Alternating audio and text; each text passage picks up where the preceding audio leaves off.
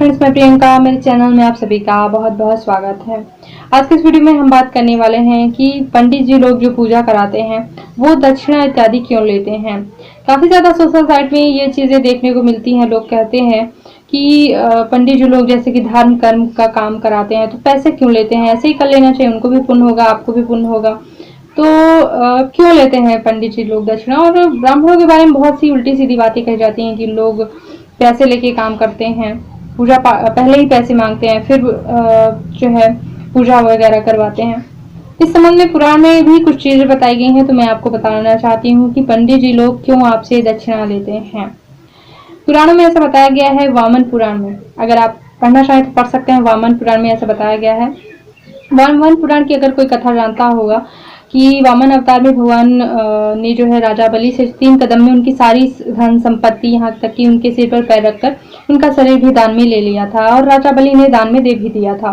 तो राजा बलि के दान देने से जो है भगवान विष्णु जो है, जो वामन अवतार में थे, वो प्रसन्न हो गए और उन्होंने राजा बलि को जो है कुछ वरदान दिए। उन्हें पाताल लोक का निवास दिया और कुछ वरदान भी दिए। पाताल लोक का जब निवास दिया तो राजा बलि ने पूछा कि पाताल लोक में जो है मेरा भोगों का साधन क्या होगा, जिससे मैं तृप्त होकर आपकी पूजा वगैरह करूंगा, तो कैसे मैं तृप्त होऊंगा। तो इस पर भगवान विष्णु ने उन्हें कुछ वरदान दिए हैं कि पाताल लोक में उनका कैसे भोगों का साधन होगा।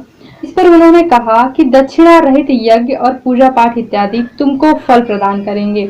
यहाँ फ्रेंड्स बहुत सारी और भी चीजें हैं जो पूजा पाठ की चीजें, कि बिना विधि के किए गए कर्म और पूजा पाठ और दक्षिणा रहित यज्ञ और पूजा पाठ की विधियां जो है राजा बलि को फल प्रदान करेंगे। तो इसीलिए पंडित जी लोग दक्षिणा वगैरह लेते हैं ताकि आपको उस पूजा पाठ का फल मिले, ना कि पंडित जी को ही मिल जाए।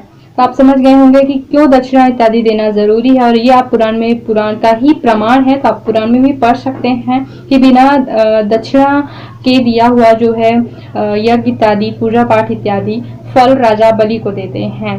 तो ये छोटी सी जानकारी थी जो मैंने आपसे शेयर करी। उम्मीद करती हूँ वीडियो आपको पसंद आया होगा।